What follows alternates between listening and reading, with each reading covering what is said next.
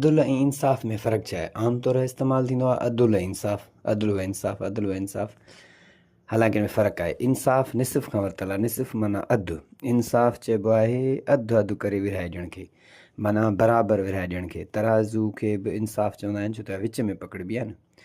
ऐं मसलन जेकॾहिं इंसाफ़ हिकिड़ी मानी आहे, ॿ ॼणा आहिनि, हिकिड़ो ॿारु आहे नंढो, ॿियो वॾो मर्द आहे, त हाणे ॿिन्ही खे ॿ हिसा करे अधु अधु करे ॾियण इहो इंसाफ़ आहे। इहो इंसाफ़ तव्हां सम्झो। अदल चइबो आहे त जेका शइ जंहिंजे मुनासिबु हुजे, शान शौक़त मुताबिक़ हुजे, उनखे ॾिजे।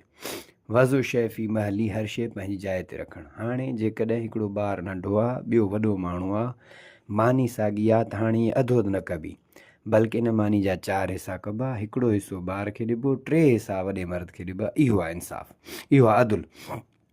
ऐं अलाह ताला क़ुर में इंसाफ़ जो हुकुम न कयो आहे, अलाह साईं अदल जो हुकुम फरमायो आहे। एदिल हुआ अक़रबु लित्तक़वा, इन अल्लाह यअमुरु बिल अदलि वल इहसान। एदिल त अन तअुद्दुल अमानाति इला अहलिहा व इज़ा हकमतुम बैन अन्नास अन तअदिलू बैनकुम।